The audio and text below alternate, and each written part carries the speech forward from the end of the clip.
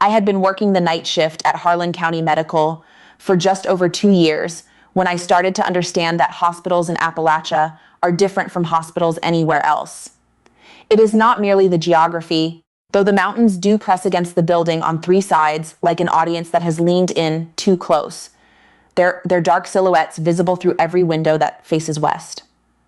It is not just the poverty, though you see that in the patients who come in with black lung and no insurance, in the way the paint peels in the East Wing because this county cannot afford to fix it, in the vending machines that eat quarters and give nothing back. It is something older, something that seeps into the linoleum and the drywall, a kind of isolation that makes the building feel less like a place of healing and more like a last outpost at the edge of a wilderness that has never been fully tamed. We were 40 minutes from the nearest interstate, surrounded by hollows and hills, where people still lived without running water, where meth had carved hollows in communities that coal had already gutted, where the emergency room saw things that no amount of training could prepare you for. I was 26 then, still young enough to believe that the white walls and fluorescent lights of a hospital could keep the dark at bay, still foolish enough to think that medicine was a shield against the kind of dread that comes from places where the modern world has only laid a thin veneer over something much older and hungrier. The hospital had been built in the 1960s, a brick rectangle that had been added onto so many times that the floor plan no longer made logical sense. Hallways dead-ended into walls that had once been exterior surfaces.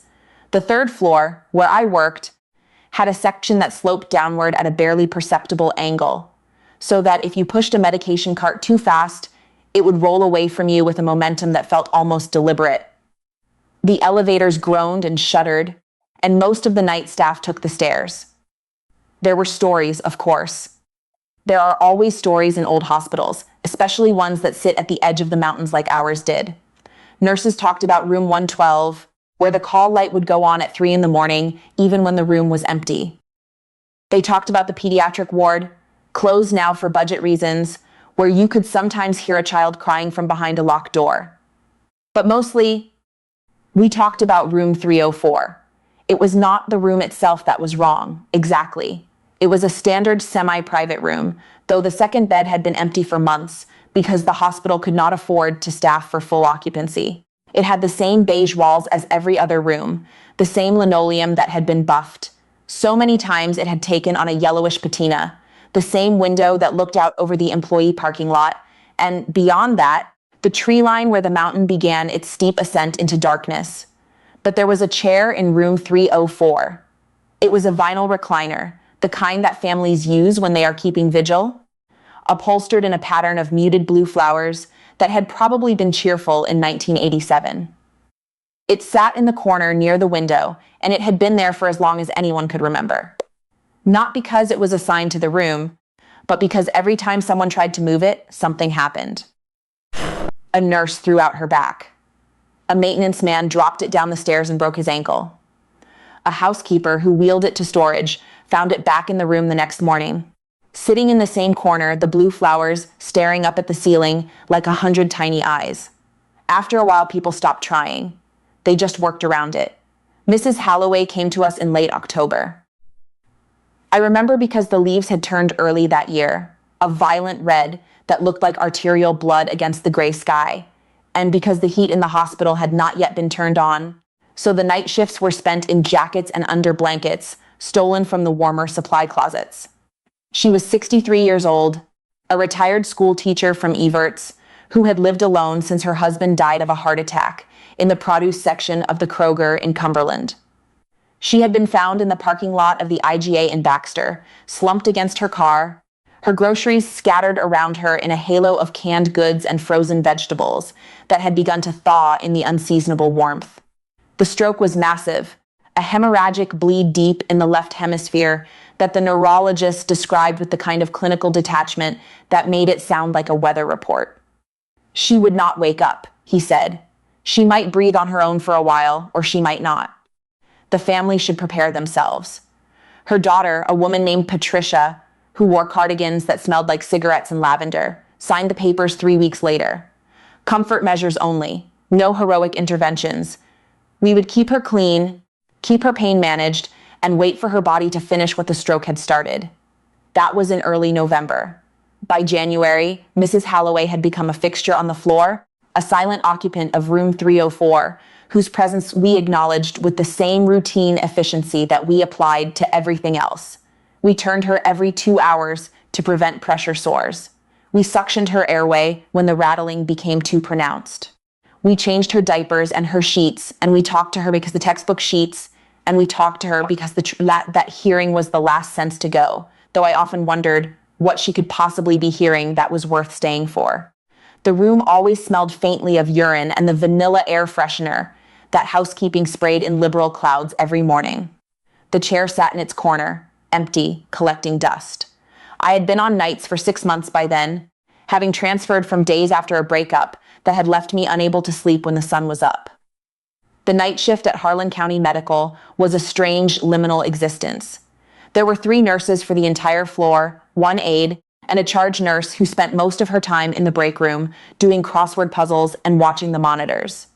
The doctors were on call, sleeping in the on-call room or at home, reachable by pager, but rarely seen.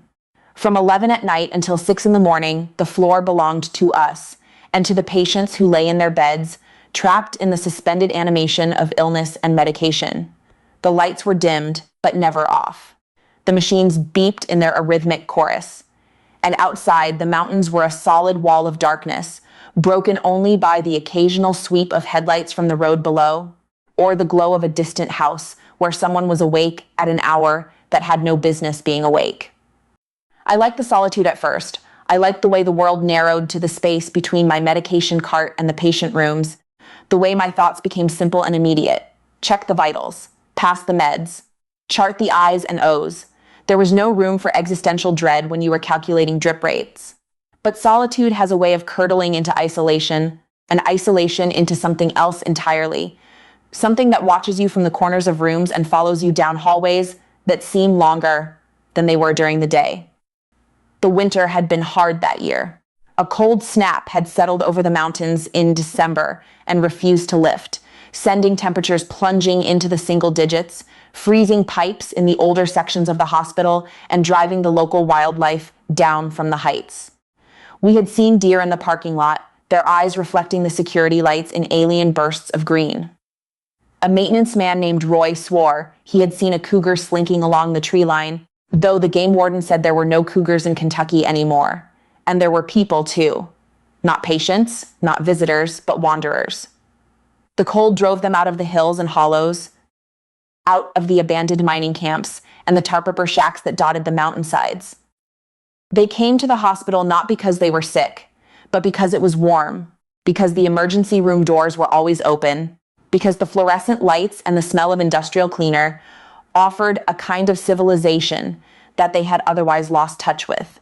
We called them the feral people. It was not kind, but it was accurate.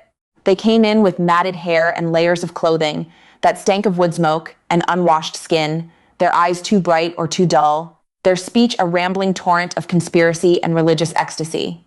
Security would escort them out, sometimes gently, sometimes not, and they would disappear back into the dark, only to return a night or 2 later, standing in the parking lot, staring up at the lit windows with an expression that I can only describe as hungry. I saw one of them in early January, a man whose age I could not determine, his beard a tangled nest that reached his chest, standing motionless at the edge of the employee parking lot at 2 in the morning. I was taking a smoke break, huddled against the wall near the loading dock, and I watched him watch the hospital for 10 minutes before he turned and walked into the trees without a sound. I told myself he was just cold. I told myself he was just lost. But there was something in the way he stood, so still, so patient, that made me think of a predator waiting for a trap to spring. Mrs. Holloway's decline was so gradual that it became background noise. Her blood pressure crept downward. Her urine output dwindled. Her skin took on the waxy translucence of someone who is already halfway gone. And her daughter's visits became less frequent, as if Patricia could sense that the waiting was nearly over. The DNR bracelet went on her wrist 3 days before it happened. I remember putting it there, snapping the plastic band around her thin arm, feeling the bones beneath her skin like a bag of twigs. She had been unresponsive for 11 weeks by then. 11 weeks of staring at the ceiling with eyes that did not track, of breathing in shallow pulls that grew shallower every day, of existing in a space between life and death that the hospital had become very good at maintaining. I talked to her sometimes when I was alone in the room. I told her about the weather, about my sister's new baby, about the crossword puzzle the charge nurse couldn't finish. I don't know why. Maybe because the silence in that room was so complete that my voice felt like proof that I was still real, still solid, still alive. The chair sat in its corner, and sometimes, when the light from the hallway hit it at a certain angle, the blue flowers seemed to move, to ripple like water. I knew it was a trick of the eye, a fatigue hallucination brought on by too little sleep and too much caffeine. I knew that. But I still found myself avoiding that corner of the room, keeping my eyes on Mrs. Halloway's face, or the monitors, or the window. Anywhere but the chair. The night it happened was the coldest of the year. The thermometer outside the break room window read 4 degrees, and the wind had picked up, howling through the gaps in the old brickwork with a sound that was almost human. I had been on the floor since 7, and by 3 in the morning I was running on autopilot, my feet carrying me through the familiar patterns of rounds and charting, while my mind drifted in a haze of exhaustion. The telemetry station was at the nurse's desk, a bank of screens that displayed the cardiac rhythms of every patient on monitors. I had just finished checking a post-op in 312 when I heard it, the tone. It is not like the alarms you hear on television, not the flatline whine of popular imagination. It is a descending chime, a slow glissando that sounds almost musical, almost beautiful, until you realize what it means. A heart has stopped beating. The rhythm has ceased its endless, faithful percussion, and the body it served is beginning the process of becoming something else. I looked at the screen. Room 304. For a moment, I felt nothing. Mrs. Halloway had been dying for 11 weeks. This was not a surprise. It was not even, in the cruel arithmetic of hospital work, a tragedy. It was an ending that had been written in ink, the moment she hit the pavement in that parking lot. But protocol is protocol, and muscle memory is stronger than thought. I grabbed the crash cart from the hallway and pushed it toward her room, my sneakers squeaking on the linoleum, the cart's wheels rattling like bones in a jar. I did not think about the DNR. I did not think about the papers Patricia had signed, about the bracelet on Mrs. Halloway's wrist that said, in no uncertain terms, let her go. I only thought about the room, about the chair, about the woman who had been waiting for so long. I pushed through the door with my shoulder, the cart bumping against the frame, and I stopped. The room was exactly as I had left it an hour before. The lights were dimmed. The monitors were dark, their screens black, because the telemetry had already registered the cessation and shut them down. The window was a rectangle of deeper darkness, the mountains invisible against the sky, and Mrs. Halloway was sitting upright in bed, not propped up by pillows, not lifted by some mechanical bed function. She was sitting, her spine straight, her shoulders back, her head turned toward the corner of the room with an attentiveness that was utterly, impossibly alert. Her eyes were open. I had never seen her eyes open in 11 weeks. They had always been closed or half-lidded, the eyes of someone who had retreated so far inward that the outside world no longer registered. But now they were wide, the whites visible all around the iris, and they were focused on the chair, the empty chair. The blue flowers stared back at her, and she stared at them, and for a moment the room held its breath. I felt the cart handle under my palms, cold and slick with my own sweat, and I could not move. I could not speak. I could only watch as Mrs. Halloway, who had not moved a muscle in nearly 3 months, who had been fed through a tube and catheterized and turned like a log, raised one hand and pointed. Her finger was thin, the skin loose and papery, but it was steady. It did not tremble. "She's here," Mrs. Halloway said. Her voice was clear.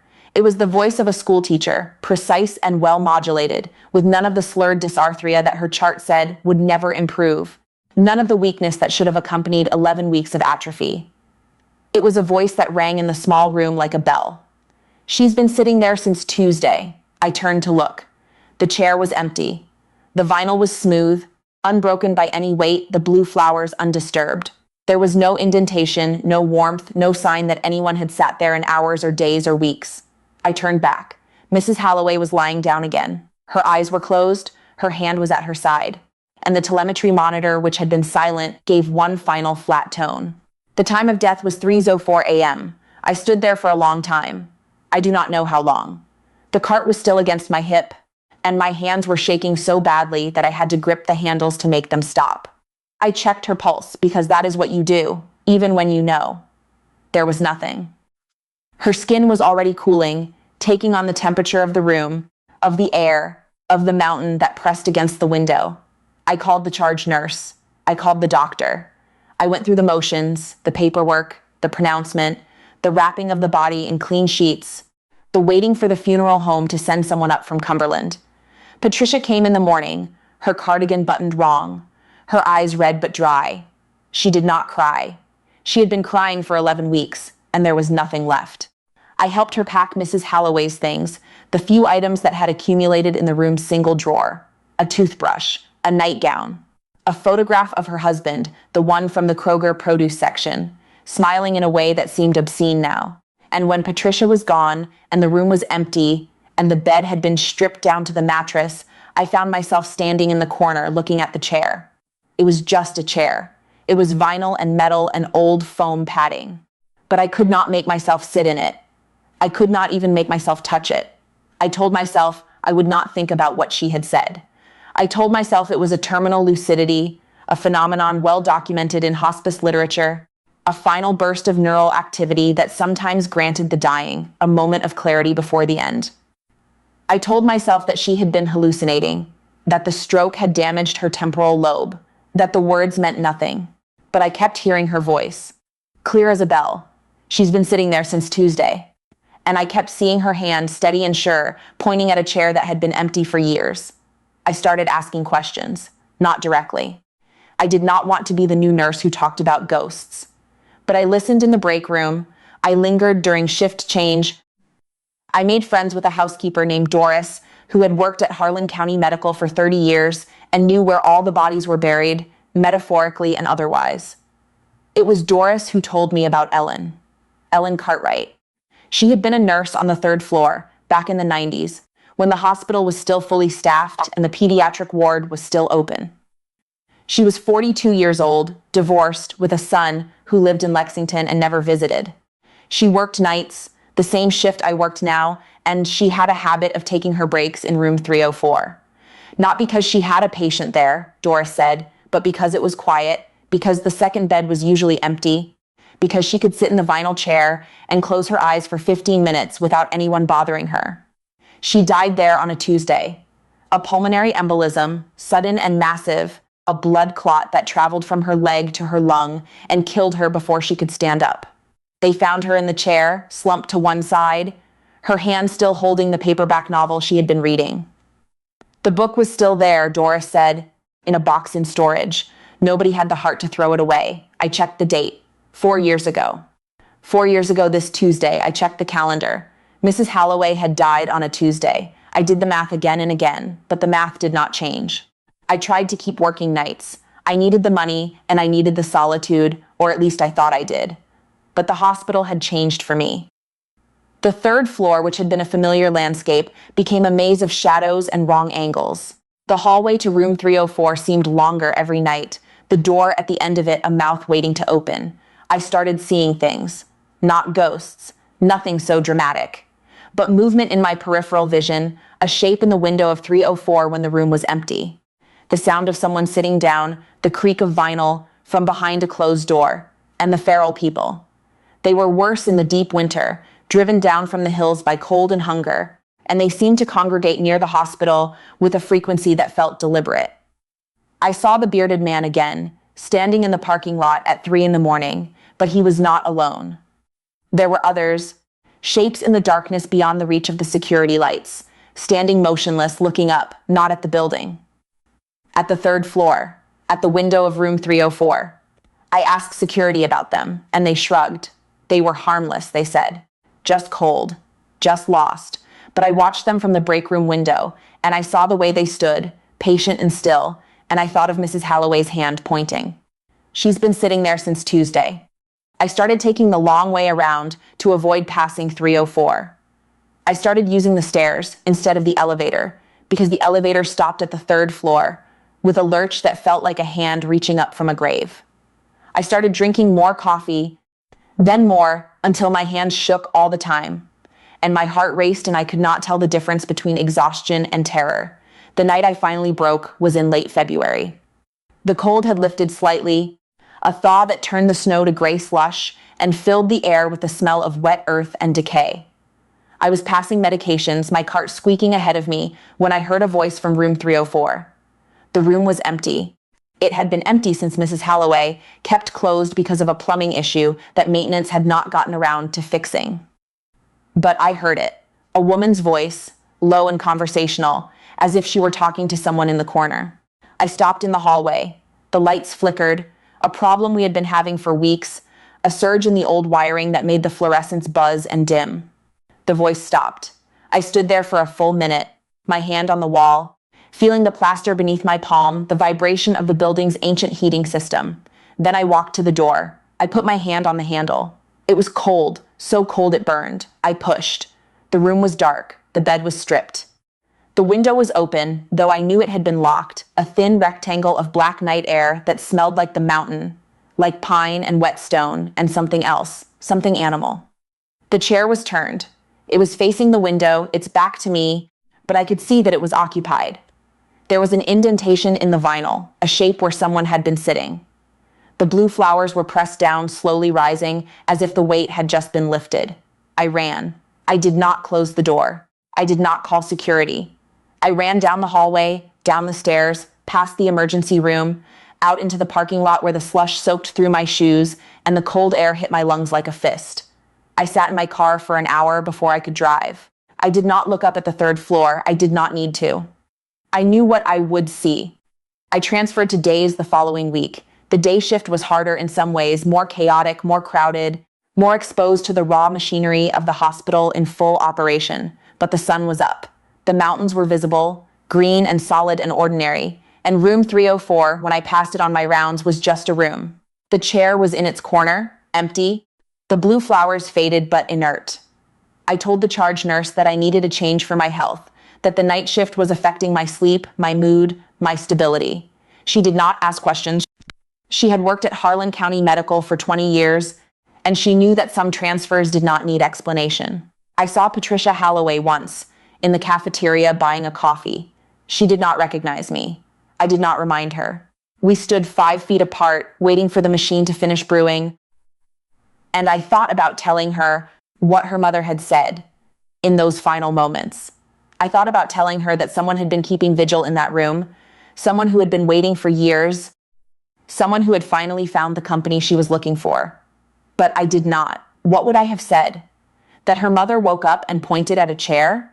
That a nurse died there 4 years ago on a Tuesday? That there are people in the hills, feral and patient and cold, who stand in parking lots and watch windows? That would have made me sound mad. And maybe I am. Maybe the night shift broke something in me that cannot be repaired, a fuse that blew and left me in darkness. But I know what I heard. I know what I saw. And I know that when I drive past the hospital at night, on my way home from the day shift, I still look up at the third floor. I look at the window of room 304.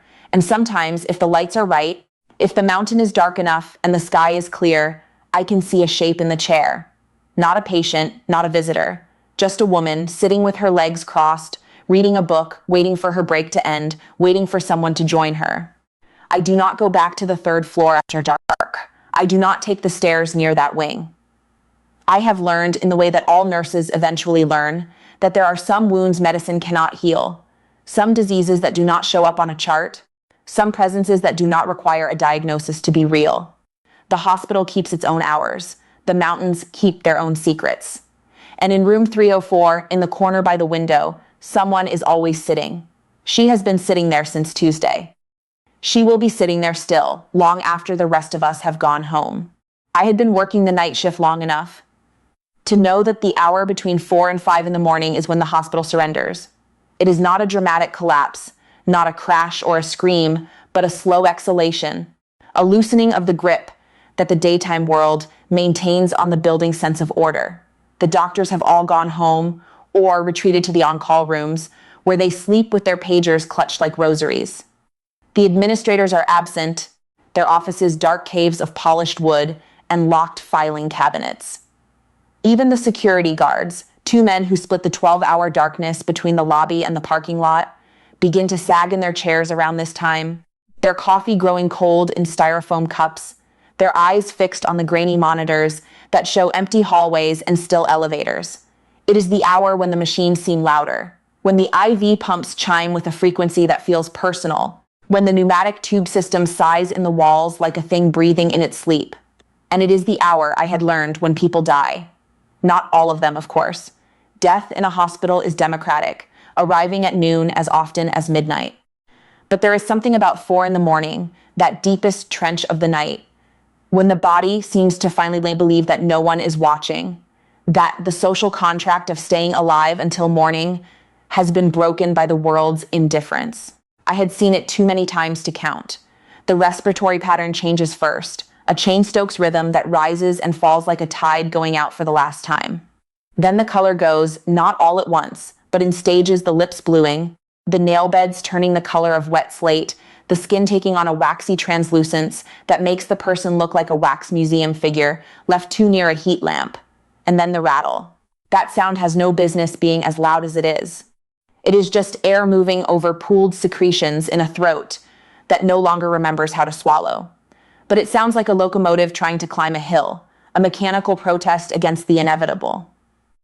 I had learned to stand close when it happened, to hold the hand if there was no one else, to be the witness that the dying deserved, even if they could no longer feel my presence. It was not heroism. It was a kind of penance for all the times I had been too busy, too tired, too numb to notice. Mr. Kessler had been on the oncology floor for 9 days when I first met him, though I used the word met loosely, because by the time I became his night nurse, he was already far past conversation. He was 73 years old, a retired coal surveyor from Bell County, who had spent 40 years mapping the hollows and ridges of the mountains that now pressed against the hospital windows, like an audience waiting for the final act.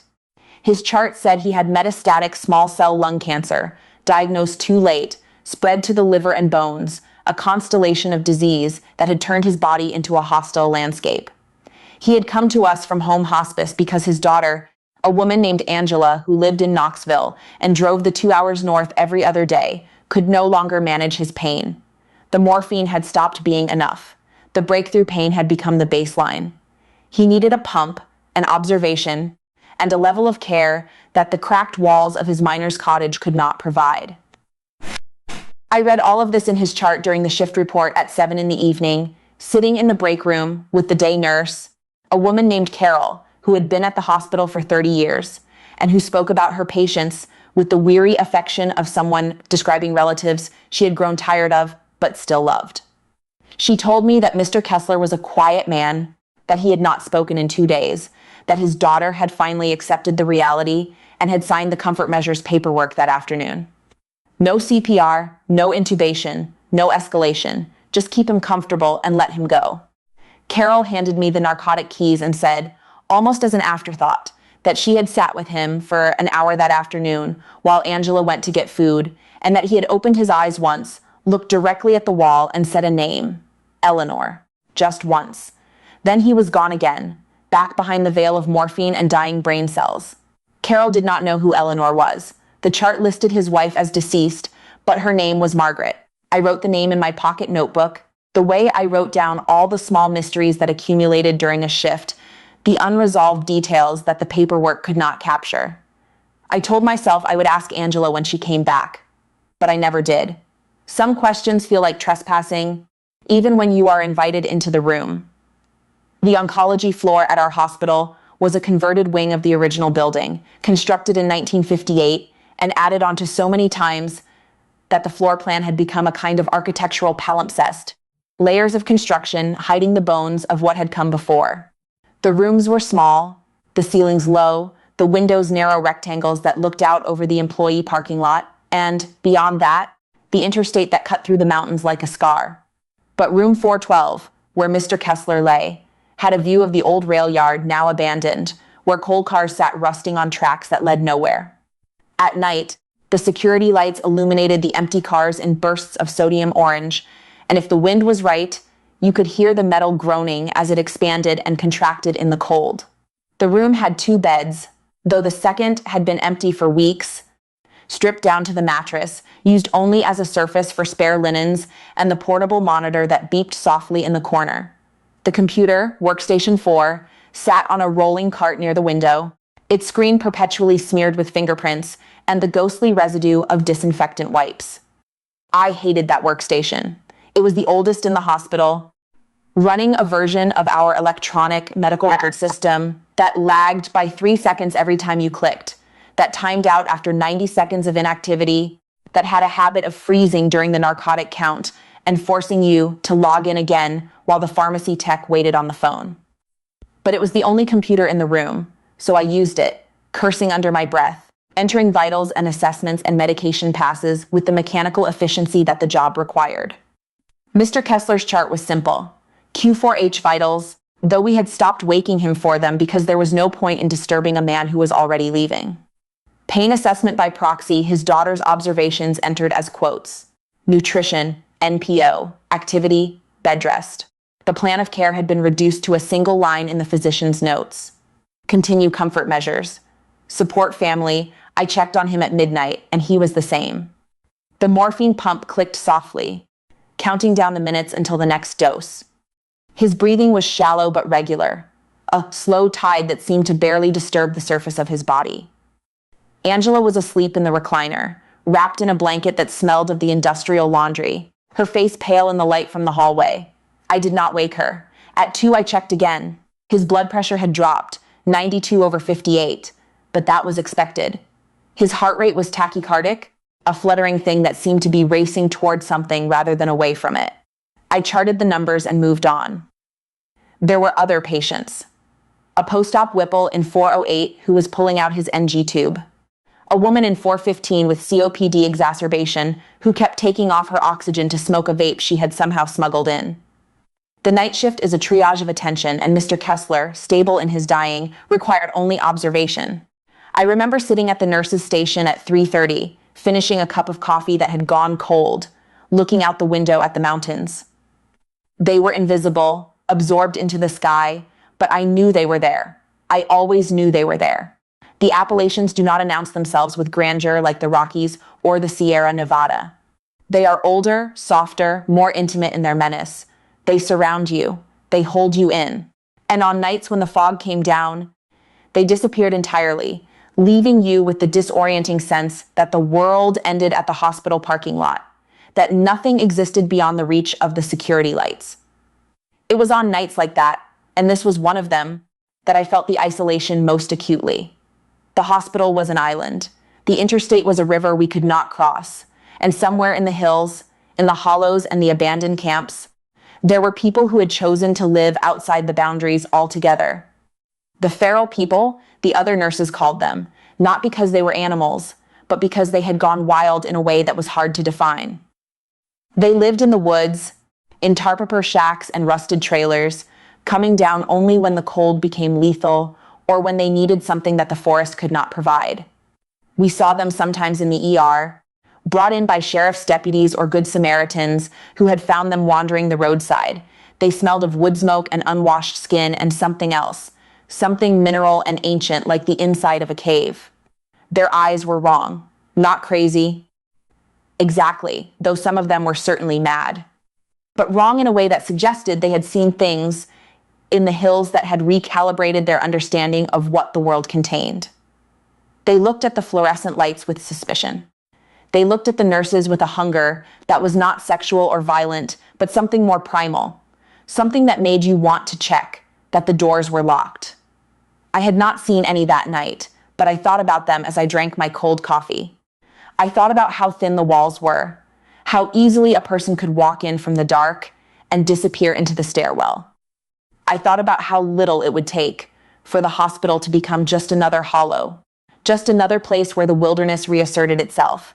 At 4:15, the telemetry alarm for room 412 went off. Not the full code alarm, but the slow descending tone that meant a heart had stopped its endless percussion. I was already standing when I heard it, my body reacting before my mind had processed the sound.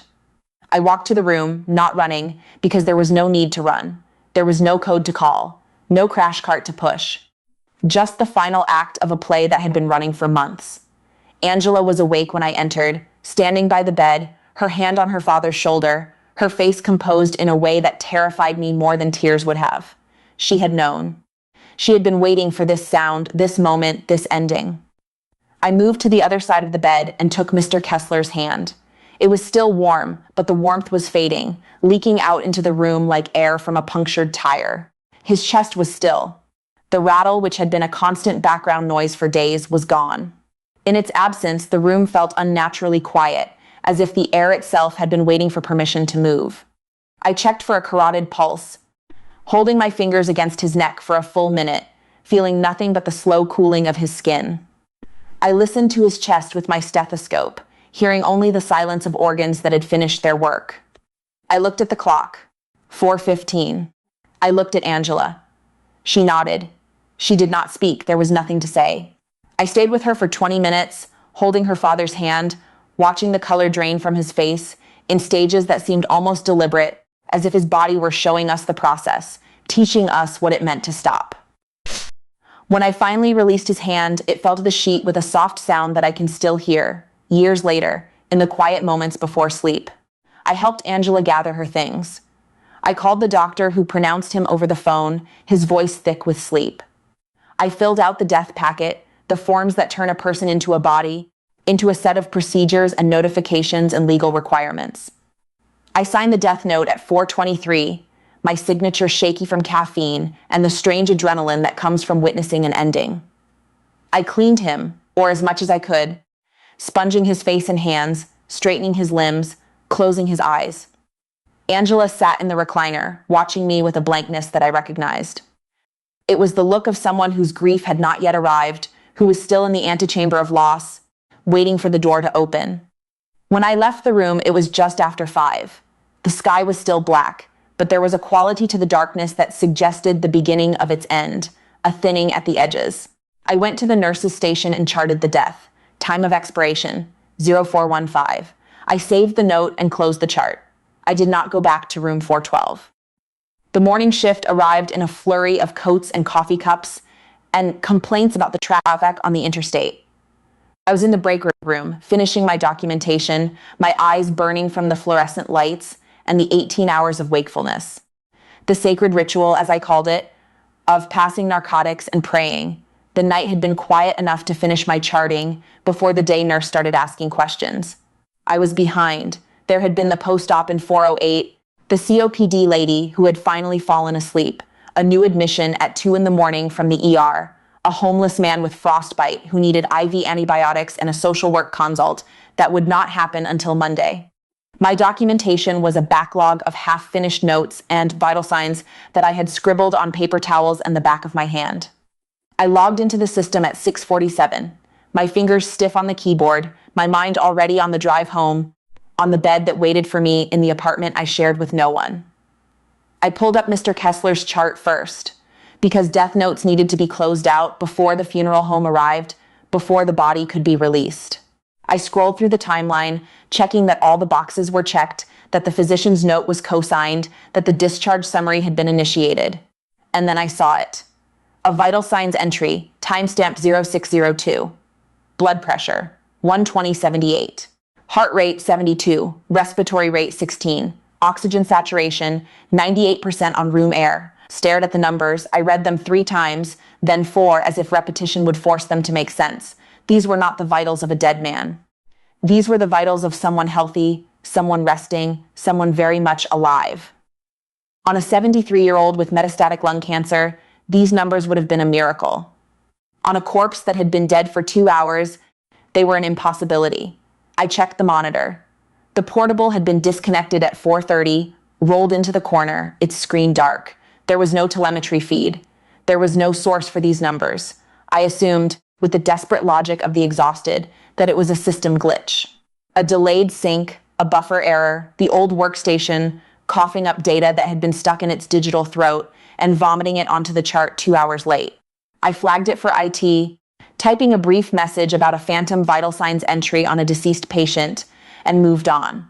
There were other charts to close, other tasks to complete before I could leave. I did not think about the numbers again. Not then. But then I scrolled down. Below the vitals, entered at the same timestamp, was a progress note.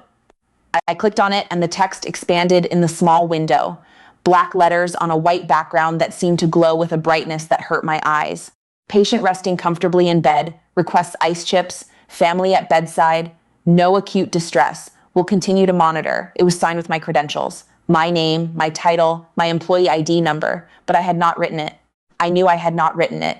I had been at the nurse's station at 6:02, arguing with the pharmacy about a missing dose of vancomycin. I had not been in room 412. I had not spoken to Mr. Kessler. I had not assessed him because he was dead, because I had held his hand while he died, because I had signed his death note with my own shaking hand. I checked the attending physician's notes. Nothing.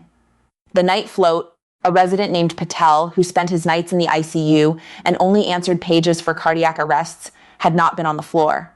I checked the access logs. The entry had been made from workstation 4, the computer in Mr. Kessler's room, at 6:02 in the morning, while I was at the nurse's station, while the room was empty, while the body lay under a sheet, waiting for the morgue attendant to finish his coffee and come up from the basement. I sat back in my chair. The break room was suddenly too small, the walls pressing in, the smell of microwave popcorn and stale coffee making my stomach turn. I looked around. The day nurses were talking about their weekends, about a snowstorm forecast for the weekend, about a patient in 415 who had tried to bum a cigarette from the chaplain. No one was looking at me. No one had noticed that I had gone still, that my hands had stopped moving, that I was staring at a screen that contained a lie written in my name. I closed the chart. I opened it again. The note was still there. The vitals were still there. The timestamp glowed with an authority that felt like accusation. I went to the room. I do not remember deciding to go. I only remember standing up, walking out of the break room, down the hallway that seemed longer than it had at 5 in the morning, past the nurse's station where the day's charge nurse was logging in, past the empty rooms with their beeping machines and sleeping patients. Room 412. The door was closed. I pushed it open. The bed was stripped. The body was gone, taken to the morgue while I had been charting. The morphine pump had been wheeled away.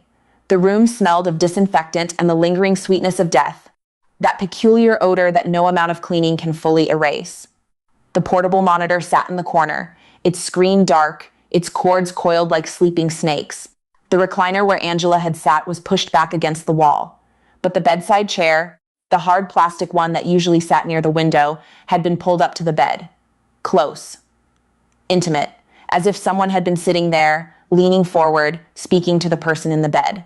The water pitcher on the rolling tray was empty. I had filled it myself at midnight before he died because Angela had asked for water and I had brought her ice chips instead. Now it was empty, the ice long melted, the plastic dry. I walked to the whiteboard.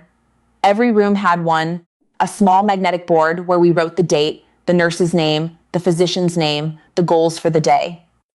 Mr. Kessler's board had been wiped clean, the marker smudges still visible in the corners, but in the center, written in black dry erases marker in a cursive that was elegant and old-fashioned, were 3 words, thank you.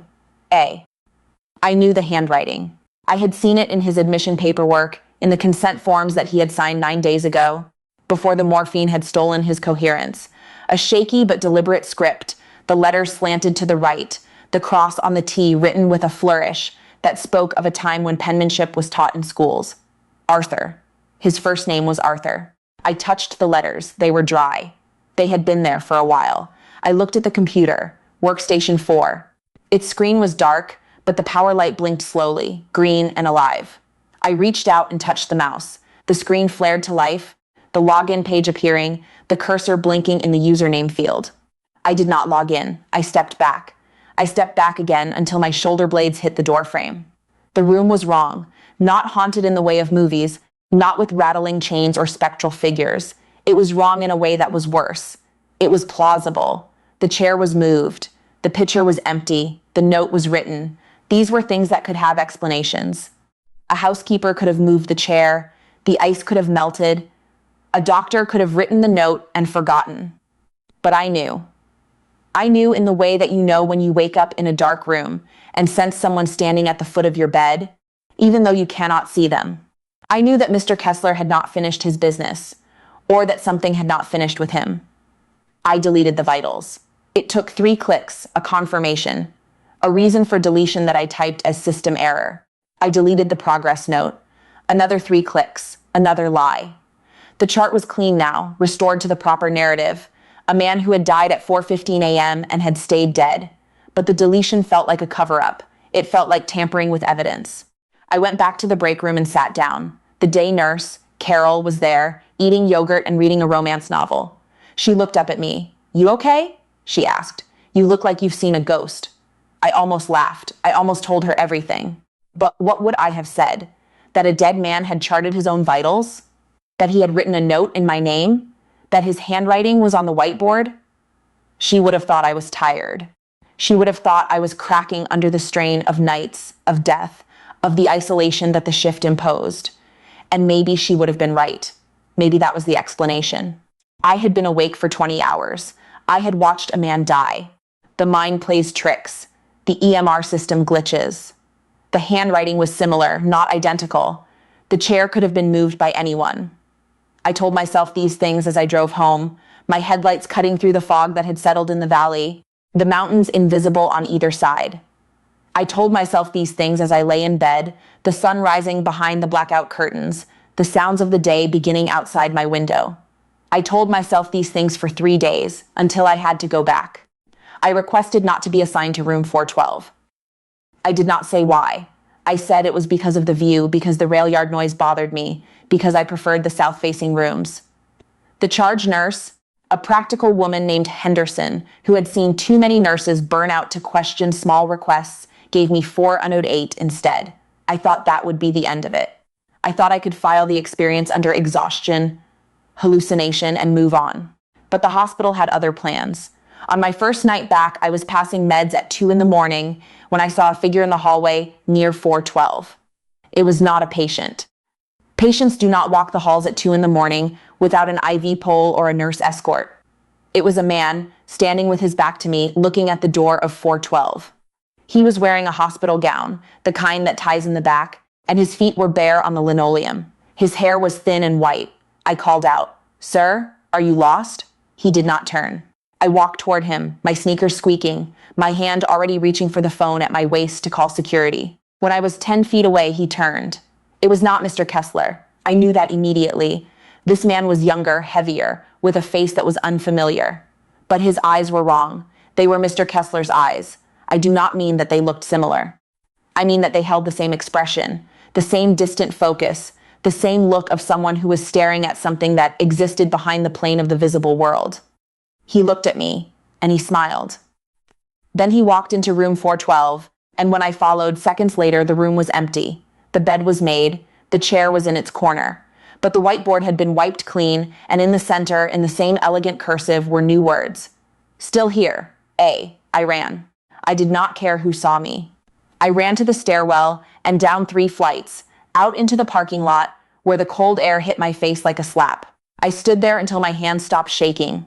I stood there until the security guard, the younger one, came out to ask if I was smoking. I told him I was getting fresh air. He nodded as if this made sense. He did not ask why I was crying. I tried to tell someone. I tried to tell Henderson, to tell the nurse manager, to tell the chaplain who made rounds on Wednesdays with a basket of granola bars and an expression of infinite patience. But the words would not come. How do you explain that you are being haunted by a medical record?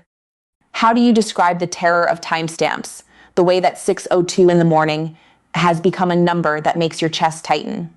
How do you tell a rational person that you stopped trusting time itself, that you now check every clock in the hospital against your phone, against your watch, against the sun, because you no longer believe that the hours pass in the order you remember? They would have sent me to employee health. They would have suggested counseling, a leave of absence, a transfer to days, and I could not afford any of those things, so I kept working.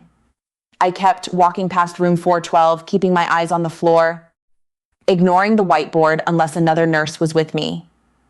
I started seeing the feral people more often. They seemed drawn to the hospital that winter, more than usual. The security guards found them in the parking lot, in the loading dock, once in the basement near the morgue. They never tried to enter. They just stood outside, looking up at the windows, their faces pale and dirty, their eyes reflecting the light in a way that seemed almost mechanical. I asked one of the older nurses about it, a woman named Ruth, who had grown up in a holler outside of town and who knew things that the textbooks did not teach. She told me that the mountains had always been a place where the veil was thin, that people who died in the hills sometimes did not know they were dead, that they walked back to the places they knew, the places where they had been cared for, and that they sometimes brought others with them. I asked her what she meant by others. She just shook her head and said that some doors, once opened, do not close all the way. I wanted to ask her about room 412, about the whiteboard, about the vitals that should not exist. But I was afraid of what she would tell me. I was afraid that she would confirm what I already knew. The last time I went into room 412 was a month after Mr. Kessler died. The room had been occupied again, a new patient, an elderly woman with pneumonia, who would recover and go home to her cats and her soap operas. The whiteboard had been wiped clean of Arthur's messages, replaced by the ordinary bureaucracy of care. But the computer, workstation 4, still sat in its corner, still blinked its green light, still ran the old software that lagged and froze and did impossible things. I was in the room to check the new patient's IV, to adjust the flow rate on her fluids. It was 3 a.m. The room was dark except for the bathroom light and the glow from the monitors. The patient was asleep, and the computer screen was on. Not the login page, not the screensaver. It was open to a chart, Mr. Kessler's chart. I could see my own death note, the one I had written at 4:23 a.m. I could see the deleted vitals, the deleted progress note, marked in red as removed by the user, and below them, new entries. A note timestamped 3 a.m. that very morning. Patient reports feeling cold, requests extra blanket. Vitals timestamped 3:15 a.m. Blood pressure 118/76. Heart rate 70. Respiratory rate 14. Perfect. Impossible. I looked at the access log, workstation 4. I looked at the chair. It was pulled up to the bed where the pneumonia patient lay, snoring softly, oblivious. I looked at the whiteboard. The new patient's name was there, her goals for the day, her diet order. But in the corner, in small letters that I had to lean close to read, was a new message. Thank you for sitting with me. I did not delete it. I did not touch the computer. I walked out of the room and closed the door, and I did not go back. I put in my transfer request the next day. Days, any floor, any shift. I did not care. I could not spend another night on that hall, in that building, in that mountain-locked pocket of darkness where the dead continued their care plans and the living were just visitors. I work days now. The sun is up when I arrive and up when I leave. I pass medications in rooms with windows that show the mountains in their proper scale, green and ordinary and far away. I have not seen the feral people in months. The cold broke and they retreated back into the hills, back to their hollows and their fires. I have not seen the man in the hospital gown. I have not seen Arthur's handwriting. But I still check the access logs on every chart I open. I still verify every timestamp against my memory, my notes, the clock on the wall. And sometimes when I am alone in a patient's room, adjusting a morphine drip or changing a dressing, I hear the sound of a chair being pulled closer to a bed. I hear the soft clink of ice in a plastic pitcher. I hear the click of keys on a keyboard in the corner, entering vitals that no living body could produce. I do not turn around. I finish my work, I chart my notes, and I leave. Because I have learned that in a hospital, especially one built at the edge of the wilderness, especially one where the night shift stretches into hours that feel like days, the boundary between living and dying is not a wall. It is a membrane. It is thin. And sometimes, when the documentation is not quite right, when the timestamps do not align, when the system glitches and shows you things that should not be there, the membrane tears, and something steps through. Something that remembers your name. Something that thanks you for your care. Something that will be there, in the corner, charting its own progress, long after you have gone home to your bed and your daylight, and your fragile sense that the world makes sense. I do not sit in chairs that have been moved without explanation.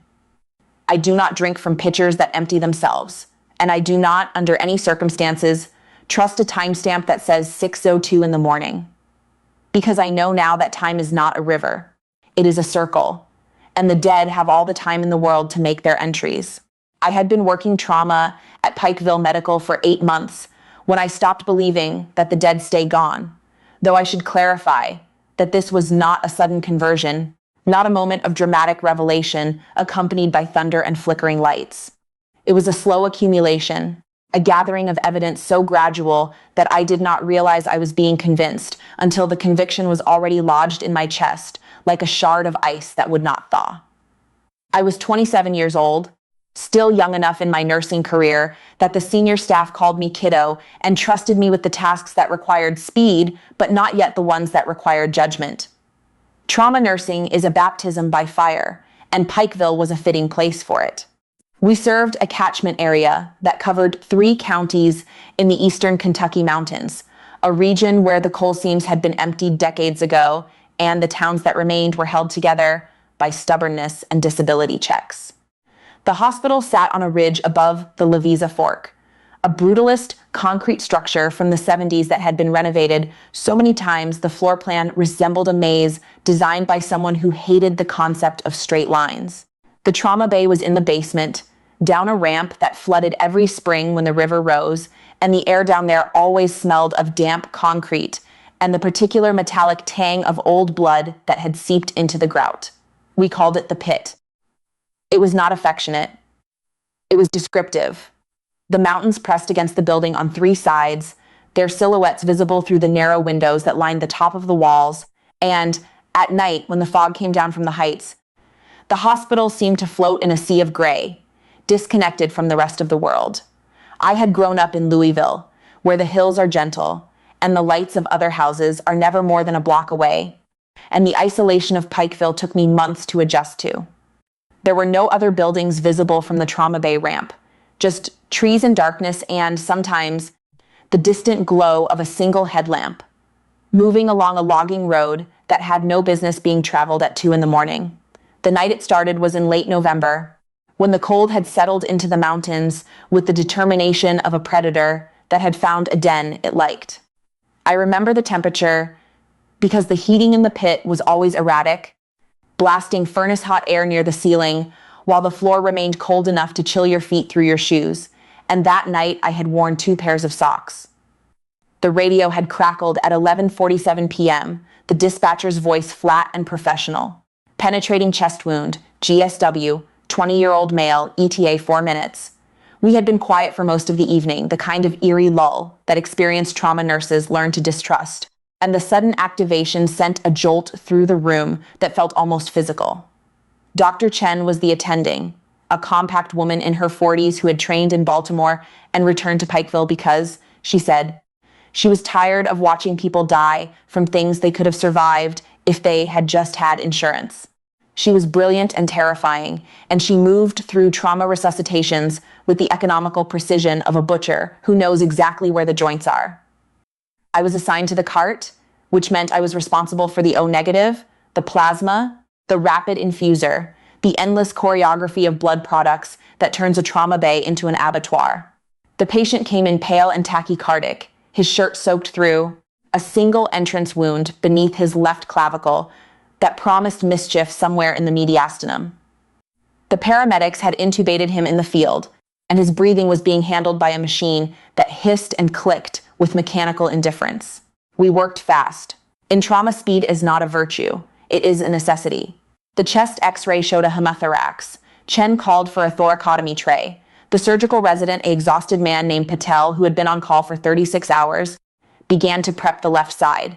Blood hit the floor in rhythmic spurts as the intern fumbled with the chest tube.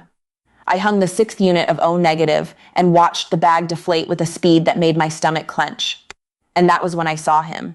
He stood in the corner near the supply cabinet where the portable ultrasound machine lived when it was not in use. He was wearing surgical scrubs, the light green ones that the hospital issued, and they were spattered with blood in a way that suggested he had been standing close to a procedure, though I had not seen him enter. His arms were crossed. His surgical cap was pulled low, shadowing his forehead, and his mask covered everything from the bridge of his nose down. But his eyes were visible. They were dark, almost black in the fluorescent light, and they did not reflect the overhead fixtures the way living eyes do. Living eyes catch light, throw it back, create pinpricks of white that give the face dimension. His eyes absorbed the light. They were flat and depthless, like holes cut in paper, and they were fixed on the patient with an intensity that did not waver, even when the chest tube finally went in, and a liter of blood poured onto the floor. He did not move. He did not offer to help. He did not speak. He simply watched, and there was something in his posture that suggested patience, the patience of someone who has nowhere else to be and nothing else to do but observe the final moments of a stranger. I leaned toward Chen, who was elbow deep in the patient's chest cavity, and whispered, trying to keep my voice below the level of the monitors. "Who's the guy in the corner?" Chen did not look up. She was fishing for the source of the bleed, her face set in the mask of concentration that trauma surgeons wear when they are trying to trace death. "What guy?" she asked. I pointed with my chin, not wanting to take my hands off the pressure bag. The corner was empty. The ultrasound machine sat there, its screen dark, its cord coiled on the floor. There was no blood on the cabinet. There were no footprints on the tile. I looked at the other nurses, at Patel, at the respiratory therapist, who was bagging with the steady rhythm of a metronome. No one had seen him. No one had entered. The trauma bay had one door, and I had been facing it. I told myself it was the lights, the exhaustion, the adrenaline playing tricks on the peripheral vision. I told myself this with the fervor of someone who needs to believe it. But I could still feel his eyes, even after the patient was stabilized and shipped to the OR, even after I had mopped the blood from the floor and thrown my scrubs into the biohazard bin. I could feel them as I drove home through the fog, the mountain roads winding like a dropped ribbon, the headlights cutting through the gray and illuminating nothing but the next curve. I did not tell anyone. What would I have said? That I saw a ghost in the trauma bay? That a man in blood-spattered greens had watched us work and then vanished? I would have been the new nurse who was cracking under the pressure, the city girl who could not handle the pit. So I kept it to myself, and I threw myself into the work with the manic energy of someone trying to outrun their own thoughts. Pikeville kept me busy. The mountains produced a steady stream of trauma that had nothing to do with the mines anymore, and everything to do with the despair that had settled into the hollows like a second winter. ATV accidents, opioid overdoses, domestic violence that escalated to knives and guns, self-inflicted wounds from people who had run out of reasons to stay alive, and the feral people. We saw them in the ER, sometimes, though they rarely made it to the trauma bay, because they tended to avoid the hospital unless they were dragged in by deputies or social workers. They lived in the national forest, in abandoned mining camps and tarpaper shacks that had been condemned in the 70s. They came down in the deep cold when the game went to ground and the woodpiles ran low, and they stood in the parking lot of the hospital with a patience that was unnerving. I saw one in late November, the week after my first sighting. I was taking a smoke break at 2 a.m, standing near the loading dock where the ambulances backed up, and I noticed a figure at the edge of the lot where the asphalt gave way to the embankment. It was a woman, though her gender was only discernible by the shape beneath the layers of clothing she wore. Her hair was matted into a single mass that hung to her waist. She was barefoot in the frost, and she was staring at the hospital with an expression that I can only describe as expectant, not hostile, not frightened, just waiting. I called out to her, asked if she needed help, and she turned and walked into the trees without a word. I told security, and they shrugged. They were used to it. The mountains were full of people who had stepped outside the boundaries of the modern world, and the hospital was a beacon in the dark, a place of light and warmth that drew them like moths. But moths get burned. I thought about that woman as I worked, about the way she had looked at the building, and I wondered what she was waiting for. I wondered if she knew something about the place that I did not. 2 weeks after the first sighting, I saw him again. It was a code blue in the neuro ICU, 3 floors above the pit. I had been floated upstairs because the unit was short-staffed, and I was still new enough that my assignment was fluid. The patient was a 54-year-old man who had fallen from a deer stand, a subdural hematoma that had been evacuated 12 hours prior, but which had reballed in the night. The neurosurgeon was not in the hospital. The resident was running the code, and the room was crowded with bodies, the kind of chaotic press that codes always become, everyone trying to help and getting in each other's way. I was doing compressions, my arms burning, counting in my head to the rhythm of the Bee Gees song that every nurse knows when I felt the temperature drop. Not a draft, not the air conditioning, a specific cold, localized, that seemed to emanate from the corner of the room near the window. I looked up without breaking my rhythm. He was there. Same green scrubs, same blood spatter, dried to a rust color on his chest and thighs, same cap pulled low, same mask, same eyes that drank the light and gave nothing back. His arms were crossed. He was leaning against the wall with the casual posture of someone waiting for a bus, except his attention was fixed on the patient with a focus that was almost loving. I stopped compressions when the resident called for a pulse check. The monitor showed a rhythm, faint but there. The patient had ASEC. The crowd exhaled, began to disperse, to call the family, to prepare for the inevitable trip back to the scanner. I stayed in the room. I watched the corner. The others filed out, talking in the low voices of people who have just cheated death and are trying to pretend it was skill rather than luck. When the last person left, I walked to the corner. The tile was cold, not cool. Cold, the kind of cold that seeps through your shoes and into the bones of your feet. The air smelled of iodine, which made sense because the room had been prepped for a possible ventriculostomy, but beneath that was something else. A smell of earth and age, of a basement that had been sealed for decades and opened only recently, releasing a breath that had been held since the Carter administration. I touched the wall. It was damp. I looked at the window. Outside, the mountains were invisible, swallowed by fog, but I could feel them pressing close, the weight of all that stone and darkness. I did not see him leave. I only knew that when I turned around, the corner was empty and the room was warm again. I asked the charge nurse that night, casually, trying to keep my voice light. Her name was Henderson, and she had worked at Pikeville for 32 years, longer than I had been alive. She was a heavy woman, with a face like a bulldog, and a heart that she kept hidden behind a wall of sarcasm. I found her in the break room, eating a sandwich that smelled like processed meat and regret, and I leaned against the counter in what I hoped was a nonchalant pose. "Has anyone ever died in the neuro ICU during a surgery?" I asked. She chewed slowly, looking at me with eyes that had seen too many codes and too many young nurses come and go. "Why do you ask?" I shrugged. "Just curious, the room feels old." She swallowed. She set down her sandwich. She looked at me for a long time, and in that look I saw something that might have been recognition, or pity, or fear. "Dr. Aris," she said. 1987. He was doing a clipping procedure on an aneurysm, middle cerebral artery. The clip slipped, or the artery tore, or something went wrong in a way that they never fully figured out. He bled out on the table. They opened his chest in the ICU, right there in the room, trying to get to his heart, but he was gone before the thoracotomy kit was even open. She paused. She picked up her sandwich, then put it down again. He was a strange man, brilliant, but strange. He used to stand in the corner during codes, just like that, arms crossed, watching. Said it helped him think. Said he could see the whole picture better if he wasn't in the middle of it. I felt the blood drain from my face. I must have looked as pale as the patient I had just coded, because Henderson reached out and touched my arm. Her hand was warm. It was the first warm thing I had felt all night. "You've seen him," she said. It was not a question. I nodded. She did not tell me I was crazy. She did not tell me it was stress. She just squeezed my arm and said, "Don't let him catch you looking." Then she picked up her sandwich and walked out, leaving me alone in the break room with the smell of old coffee and the weight of a name that I would not forget. Dr. Aris. I looked him up in the archives the next day.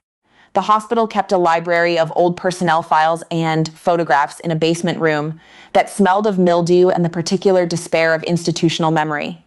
The woman who staffed the desk was ancient, her glasses thick as telescope lenses, and she led me to a cabinet in the back without asking why I wanted to see files from 1987. Maybe she knew. Maybe she had been asked before. The photograph was in a personnel folder, yellowed with age. The Polaroid colors faded to a palette of rust and mustard. Dr. Aris stared out at me with the same eyes I had seen in the trauma bay and the neuro ICU. There was no doubt. The face was younger, the hair thicker and darker, but the eyes were identical, flat, absorbing, patient. He had been handsome in a severe way, with cheekbones that could cut paper and a jaw that looked like it had never learned to relax. The file said he was 41 when he died. It said he had trained at Johns Hopkins and come to Pikeville because his wife was from Harlan County and she wanted to be near her family. It said he was survived by a daughter who would now be in her 50s, if she was still alive. I read the incident report, the dry clinical language that described a catastrophe in the passive voice. Uncontrolled hemorrhage. Inability to obtain adequate visualization. Expired at E47-7 despite resuscitative efforts. I touched the photograph. The paper was cool. I thought about the way he had stood in the corner, arms crossed, watching. I thought about Henderson's warning. Don't let him catch you looking. But I had looked. I had pointed him out to Chen, and he had vanished. I had stared at him in the neuro ICU, and the room had gone cold. I had looked, and now he knew my face. The sightings continued. Not every night, not even every week, but often enough that I began to track them, to keep a log in a notebook that I hid in my locker, recording dates and times and patient outcomes. He appeared in the corners of rooms where the prognosis was worst. A motorcycle crash in the pit, a young man with a shattered pelvis and a liver laceration that the CT showed was beyond repair. I saw Dr. Aris in the corner near the door, arms crossed, watching as we pumped blood into a body that could not hold it. The patient survived the night. He lost his leg and his spleen, and he would never walk again without a cane, but he survived. A stroke in the medical ICU, a massive basilar artery occlusion that should have been fatal. Dr. Aris stood near the window, his scrubs somehow clean in that instance, his eyes fixed on the ventilator screen. The patient woke up 3 days later, speaking in sentences, her only deficit a slight droop to the left side of her mouth. A sepsis case in the surgical ward, a woman whose organs were shutting down, one by one, like lights in a house where the owner was leaving for good. He was there, in the corner by the bathroom, and she rallied. She went home 2 weeks later, weak but alive. I started to notice a pattern that I did not want to see. When Dr. Aris appeared, the patient lived.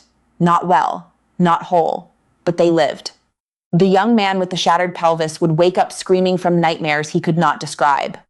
The stroke patient would stare at corners with a terror that her family could not understand. The sepsis survivor would refuse to sleep without a light on, and she would cry when asked why. They lived, but they brought something back with them, or perhaps something had stayed with them. I do not know if Dr. Aris was saving them or collecting them. I do not know if his presence was a guarantee of survival or a mark of selection. I only knew that when he was there, death did not come, not immediately. Not that night. I started seeing the feral people more often after that. They seemed drawn to the hospital in waves, as if they could sense something shifting in the building's equilibrium. I would see them from the windows of the ICU, standing in the parking lot at 3 a.m, their faces turned up toward the lit windows. They never tried to enter. They just stood there, patient and still, waiting for something that I could not see. One night in January, during a storm that had dumped 6 inches of snow on the mountains and closed the interstate, I found one inside. She was in the stairwell between the 2nd and 3rd floors, a woman who might have been 30 or 60, her skin weathered to the texture of old leather. She was wearing a coat made of what looked like raccoon pelts, and she smelled of wood smoke and the mineral tang of cave earth. I was taking the stairs because the elevators had been acting up, groaning and stopping between floors, and I nearly tripped over her. She was sitting on the landing, her knees drawn up to her chest, rocking slightly. I should have called security. I should have backed away. But something in her eyes stopped me. They were clear, lucid, and they were filled with a sadness so profound that it felt like a physical weight. "He's hunting," she said. Her voice was raspy, unused to speech. "The doctor in the corner, he's hunting." I crouched down, keeping my distance, my hand on the railing. "What do you mean?" She looked at me, and for a moment I saw something in her face that might have been recognition. My mama saw him. Before I was born, she was dying of the black lung, and he stood in the corner of her room at the old hospital in Whitesburg. She lived another 10 years. 10 years of seeing him in every dark corner, in every shadow. She said he wasn't waiting for her to die. He was waiting for her to be ready. The woman stood up, moving with a fluidity that belied her appearance, and she walked down the stairs without another word. I did not follow. I sat on the landing for 10 minutes, listening to the wind howl through the gaps in the brickwork, thinking about what she had said, waiting for her to be ready. Ready for what? The worst case came in February, during a thaw that turned the snow to slush and the roads to ice. A multi-vehicle accident on the mountain pass, a logging truck and two cars, metal twisted into shapes that no longer resembled vehicles. They brought us 3 patients. One died in the ambulance, his injuries incompatible with life, a phrase that the paramedics used with the numbness of repetition. One had a broken femur and a concussion, painful but survivable. The third was a girl, 16 years old. Her name was Macy, and she had been in the back seat of her father's pickup. The father was the one who died in the ambulance. Macy came to us with a tension pneumothorax, a shattered spleen, and a traumatic brain injury that left her pupils fixed and dilated. We worked on her for an hour in the pit. Chen was there, and Patel, and 2 trauma surgeons from Lexington who had been in town for a conference, and who had come to the hospital when they heard the call on the radio. We opened her chest, we clamped vessels, we pumped blood into her as fast as it came out, but the numbers kept dropping. Her blood pressure was 60 over nothing. Her heart rate was a fluttering bird trying to escape a cage. The neurosurgeon looked at the CT and shook his head. Severe diffuse axonal injury. Even if she survived the surgery, there would be nothing left. The mother was in the family room, a woman who had lost her husband and was about to lose her daughter, and I could feel her grief through the walls, a pressure that made my ears ring. I was holding a retractor, my arms aching, my scrubs soaked with sweat and blood when the temperature dropped. I did not look. I did not need to. I knew he was there. I could feel his presence in the corner near the scrub sink, a cold spot in the room that seemed to pull the heat toward it. Chen must have felt it too, because she paused for a fraction of a second, her eyes flicking to the corner and then back to the surgical field. No one else seemed to notice. They were too focused on the girl, on the impossible task of keeping her heart beating for 1 more minute, then 1 more. But I looked. I turned my head slowly, and I met his eyes. Dr. Aris. He was closer than he had ever been, no longer in the far corner but standing near the anesthesia machine, his arms still crossed, his mask still in place. His eyes were not flat this time. They were hungry, not for blood, not for death, for something else. He looked at Macy, and he looked at me, and I understood in that moment that he was not waiting for her to die. He was waiting for her to choose. And I understood, with a clarity that made me want to scream, that the choice was not between life and death. It was between going with him wherever he went or staying in the broken body on the table. We saved her, technically. Her heart restarted. Her blood pressure stabilized. The surgeons managed to stop the bleeding and close her chest. She went to the ICU on a ventilator, her brain swelling but her body holding on, and I sat with her mother until dawn, holding the woman's hand while she wept with a relief that she did not yet know was premature. I checked on Macy every hour. Her vitals were perfect, too perfect. Her heart rate was a steady 72. Her blood pressure was 120 over 80. Her oxygen saturation was 99%. It was as if her body had decided, after the chaos of the trauma, to become a model of physiological stability. But she did not wake up. The neurosurgeon said she might never wake up. The scans showed damage that should have been fatal, but her brainstem was intact, keeping the autonomic functions running with an efficiency that was almost mechanical. I sat with her on my break, in the darkened room, listening to the ventilator breathe for her. And I saw him. He was in the corner, arms crossed, watching. He had not left. He had followed her from the pit to the ICU, and he was still waiting. I stood up. My legs were shaking. I walked toward him, 1 step, then 2, until I was close enough to smell the iodine and the earth and the cold. "What do you want?" I whispered. He did not answer. He did not move.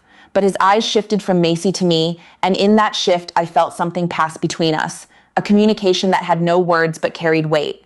He was not going to take her yet. He was going to wait. He was going to stand in that corner, patient as the mountains themselves, until her body finally gave out, or her mind finally let go. And then he would be there, arms crossed, ready to receive her. I backed away. I backed out of the room, and I did not go back in. I requested not to be assigned to the ICU. I requested not to work nights. I told the charge nurse that I was tired, that I needed a change, that the trauma bay was burning me out. She approved the transfer without question. She had seen it before. Macy lived for 3 more months. I followed her story through the grapevine, the way nurses do, trading information in break rooms and parking lots. She never woke up. Her body remained perfect, a temple of vital signs that the residents used as a teaching example. Look at the stability, they said. Look at the resilience. But the nurses who sat with her at night, the ones who changed her diapers and turned her and suctioned her airway, they told a different story. They said she was cold. Not hypothermic, not clinically significant, but cold to the touch, as if something were drawing the heat out of her slowly. They said that sometimes, when the room was quiet, they could hear a second set of breaths. Not from the ventilator, but from the corner. They said that her mother stopped visiting after a while, not because she did not love her daughter, but because she could not bear the way the room felt, the way the air seemed to press down on her chest, the way she always felt like she was interrupting a conversation between two people who were not speaking aloud. Macy died in May, when the mountains were green and the dogwoods were blooming and the world had moved on to other tragedies. It was 4 a.m. The nurse who found her said that the ventilator was still running, still pushing air into lungs that had finally stopped responding. But the monitor showed a heart rate of 72, a blood pressure of 120/80, an oxygen saturation of 98%. The nurse said she checked the time twice because she could not believe it. The time of death was 4:15 a.m. The vitals on the screen stayed perfect for another 6 minutes before the flatline finally came. I was not there. I was on days by then, working in outpatient surgery, where the worst thing I saw was a vasovagal syncope, and the mountains were just a pretty view from the waiting room windows. But I heard about it. And I knew. I knew that he had finally gotten what he was waiting for. I knew that Macy had made her choice, or that the choice had been made for her, and that Dr. Aris had been there to receive her, arms crossed, in the corner of the room. I still work at Pikeville. I have not seen him since I left nights, though sometimes, when I am in the basement to retrieve supplies, I feel the temperature drop near the old trauma bay. Sometimes I catch a glimpse of green scrubs in the reflection of a polished cabinet, and when I turn, there is no one there. The feral people still come down from the hills in the winter. They still stand in the parking lot and stare at the windows. I wonder if they see him. I wonder if they know what he is, or if they just sense his presence the way animals sense an earthquake before it hits. I wonder if Dr. Aris is only in our hospital, or if he moves between them, standing in corners in Whitesburg and Hazard and all the small mountain hospitals where the dying come to wait.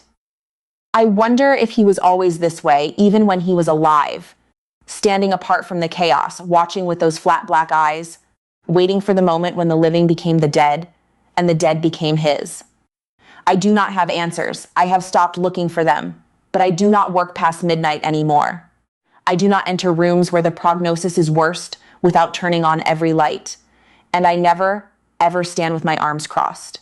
Because I am afraid that if I assume his posture, if I stand in his position and watch with his patience, I might become what he is. A watcher, a waiter, a man in the corner of a room where someone is deciding whether to stay or to go. The mountains are old, the hospital is old, and some things, once they find a place they like, do not leave. They just stand there, arms crossed, and they wait for you to be ready. I am not ready. I pray I never will be. But I know he is still there, in the pit, in the ICU, in the corners of rooms where the monitors beep their final warnings. He is still watching, and he has all the time in the world.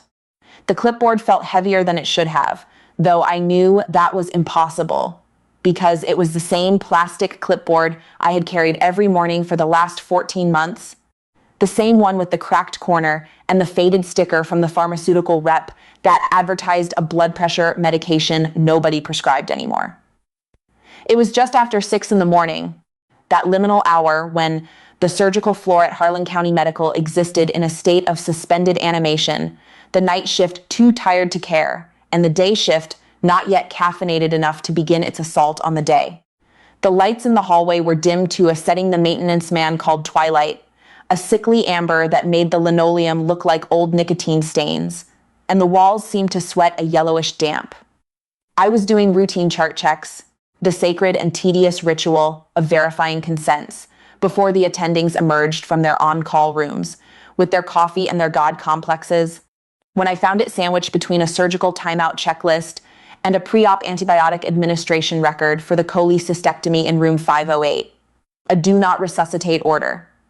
Freshly printed, the paper still warm from the laser printer in the nursing station, the margins crisp, the barcode unsmudged. It was for room 512, Margaret Vance.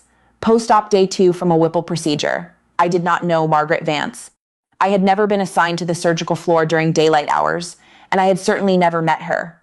But there, in the nurse verification line at the bottom of the form, was my name. My full name. First, middle, last. Written in my handwriting.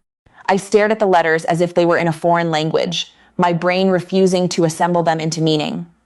The signature was mine, the loop of the L in my last name, the way I crossed my T with a short horizontal slash that always made me look rushed. It was unmistakable. And the date beside it was 3 days from now. I stood in the hallway outside room 510, the clipboard trembling in my hands, and I tried to remember. 3 days from now was Friday. Today was Tuesday. I had worked the ER on Saturday, Sunday, Monday, drowning in a flu surge that had the waiting room packed 4 deep, the triage line snaking out into the lobby where the heat did not work and the plastic chairs were cracked. I had been in the ER. I had not set foot on 5 North, the surgical floor, in 11 days. I checked my schedule again. Though I had already memorized it, already knew the shape of every shift I had worked for the last 2 weeks. I checked the time clock records on the computer at the nurse's station, logging into the system with fingers that felt like they belonged to someone else. There was my name. ER, Saturday, Sunday, Monday, 12-hour shifts. No entries for 5 North, no entries for any floor but the ER. I checked the access logs for the electronic chart. Margaret Vance's record had been opened by my credentials at 2:14 a.m. on Saturday night.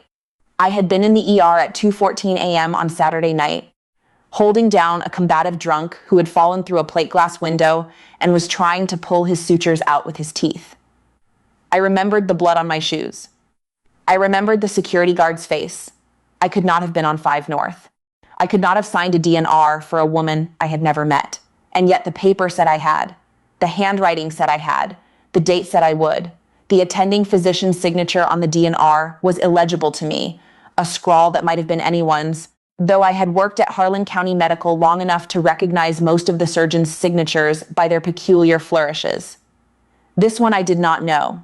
It looked like it started with an A, or perhaps an H, the rest dissolving into a jagged line that trailed off the printed box. I turned the paper over. On the back, in the same handwriting that I recognized as my own, someone had written a phone number. I did not know the number. It had a 606 area code, local, but the prefix was unfamiliar. I put the clipboard down on the nurse's station counter, and I looked at the door to room 5112. It was closed. The hallway was silent except for the hum of the ice machine in the nourishment room and the distant beeping of a telemetry alarm that no one was rushing to answer. The hospital sat in the mountains like a stone dropped into a bowl, surrounded on 3 sides by ridges that rose steeply into the morning fog. From the window at the end of the hall, I could see the tree line, dark and jagged, and beyond it, nothing but gray sky, and the suggestion of heights that went on forever. Harlan County Medical was 40 minutes from the nearest interstate, and in the winter, when the snow came, it could become an island. I had learned not to look too long at the mountains from the upper floors. There was something about the way they held the darkness that made you feel watched. I went to the room. I do not remember making the decision to go. I only remember my hand on the door handle, the metal cold enough to sting, and then the smell that hit me when I pushed through. It was the smell of a Whipple recovery, a complex and layered odor of bile and betadine, of incisions that went deep into the abdomen, of the slow leak of bodily fluids that no amount of dressing changes could fully mask. The patient was a woman in her 60s, her hair a steel gray cap against the pillow, her face the color of old candle wax. Tubes ran from her nose, her abdomen, her arm, creating a web of plastic and tape that made her look like a specimen pinned to a board. She was awake. Her eyes were open, pale blue and rheumy, and they found me immediately as I entered. They did not scan the room. They locked onto me with a focus that was unsettling in someone so recently cut open. "You came back," she said. Her voice was dry, a rasp that sounded like pages turning in an empty room. "I told them you would." I did not know what to say. I checked her bracelet, the automatic gesture of a nurse who has been trained to verify identity before doing anything else. Margaret Vance, date of birth, allergy to penicillin. I checked her chart, the paper one that hung on the door, the surgical history, the The progress notes from the residents. Everything was correct. Everything was ordinary. Except for the DNR in my hands, the one with my name and a date that had not yet arrived. "Mrs. Vance," I said, and my voice sounded strange to me, too high, too thin. "I'm not sure we've met." She smiled. It was not a pleasant expression. It was the smile of someone who knows a secret and has been waiting for the right moment to reveal it. "You sat right there," she said, and she gestured with her free hand toward the chair beside her bed. It was a vinyl recliner, the kind that families use for vigils, and it was pulled up close to the mattress in a way that suggested recent occupancy. Tuesday night, or I suppose it was Wednesday morning. The clock said 2:15. You came in and you sat down and you didn't say anything for a long time. You just looked at me, and then you asked if I was afraid. She paused, her eyes never leaving my face. I said yes. I said I was afraid of the pain, and you said you could help me. You said when the time came you'd make sure I didn't feel it. You promised. My chest tightened. I could feel my heart beating in my throat. "Mrs. Vance," I said carefully. "I was in the emergency room Tuesday night. I was working a flu surge. I never came to this floor. I never spoke to you." She shook her head, a slow movement that seemed to cost her a great deal of effort. "You were wearing blue scrubs, the ones with the little tear on the left knee. You had a pen in your pocket with a yellow cap. You smelled like the ER, like alcohol wipes and sweat. You told me about your sister. You told me she died of pancreatic cancer, just like mine, and that you had sat with her at the end. You told me that dying didn't have to be a fight. It could be a surrender. You said you'd help me surrender when the time came." She reached out and touched my hand. Her fingers were cold, the skin papery and loose. "You promised." I looked down at my scrubs. They were blue. There was a tear on the left knee, a small frayed hole I had been meaning to stitch. I had a pen in my pocket with a yellow cap. I had a sister who died of pancreatic cancer 5 years ago. I had never told anyone at this hospital about her. I had never spoken her name in this building. The details were too precise to be coincidence, too intimate to be guessed. I felt the room tilt slightly, the way rooms tilt when you stand up too fast, or when the floor is not quite level, which it often was not in this old hospital. I looked at the chair. The vinyl was depressed in the shape of a person who had sat there for a long time. The pillow on the seat was creased. I looked at the window. Outside, the fog was burning off the mountains, revealing the bare trees and the gray rock, but in the shadows near the tree line, I thought I saw movement. A figure, standing motionless, looking up at the hospital. One of the feral people who lived in the hollows, perhaps, come down to the edge of the civilized world to see what the lights were about. Or perhaps something else. I looked away. "I need to check something," I said. I unfolded the DNR again. The date was Friday, 3 days from today. Margaret Vance was scheduled for discharge on Thursday, according to the surgical plan. She was recovering well. The residents had noted good bowel sounds, decreasing drain output, pain controlled on oral medication. There was no reason for a DNR. There was no reason for her to be thinking about surrender. And yet the document was here, signed by her, witnessed by a doctor I did not know, verified by me on a day when I had not been present and would not be present for another 72 hours. I felt the weight of it settle into my chest, a stone that pressed against my lungs and made breathing shallow. "Mrs. Vance," I said, "this paper is dated Friday. Today is Tuesday. Do you understand that?" She looked at me, and for the first time, I saw fear in her eyes, not the fear of pain, but the fear of madness. "You told me Friday," she whispered. "You said Friday morning. You said it would be peaceful. You said I'd just go to sleep. I tore the DNR up. I do not know why I did it. It was not protocol. It was not rational." But the sight of my name on that document, the future date, the promise I could not remember making, filled me with a revulsion that was physical. I tore it into strips, then into smaller pieces, until it was confetti in my hands. I threw the pieces into the trash can beside the bed, but then I stopped. I reached in and retrieved them. I could not leave them there. I did not know why, but I could not let them out of my sight. I wrote a new DNR. I pulled a blank form from the chart rack outside the room, and I filled it out carefully, correctly, with today's date, with my real signature, with an attending I recognized from the surgical service. I explained it to Mrs. Vance, though my voice shook. I told her that the other form had been a mistake, a clerical error, a hallucination of the system. I told her that she was recovering well, that she would go home, that Friday was just another day. She listened to me with the patience of someone who has already made up her mind about the truth and is simply waiting for the liar to finish. When I was done, she closed her eyes. "You promised," she said again. It was not an accusation. It was a reminder. I stayed in that room until she fell asleep. I sat in the vinyl chair, the one with the crease in the pillow, and I watched her breathe. The monitors beeped their steady, optimistic rhythm. The drains bubbled softly. Outside, the sun climbed above the ridge and turned the fog into a blinding white that obscured the mountains entirely. I thought about my sister. I thought about the night she died in a hospital in Louisville, with me holding her hand, telling her it was okay to let go, that I would make sure she didn't feel it, that I would make sure it was peaceful. I had said those words. I had made that promise, and I had kept it in the only way that nurses can keep such promises, by pushing the morphine when the time came, by turning up the drip, by sitting in the chair and watching the numbers fall until they reached 0. I had not thought about that night in years. I had buried it under shifts and sleep and the mechanical routine of staying alive. But sitting in room 512, in a chair that felt like it remembered me, the memory surfaced with a clarity that was cruel. I could smell the Louisville hospital, the same smell of bile and betadine, the same smell of endings. I could feel my sister's hand, the bones shifting under the skin like a bag of broken sticks, and I could hear my own voice, making a promise that I had never expected to make again. I left when the day shift started to trickle in, when the hallway filled with the sound of carts and conversation, and the ordinary brutality of morning rounds. I took the torn pieces of the DNR with me.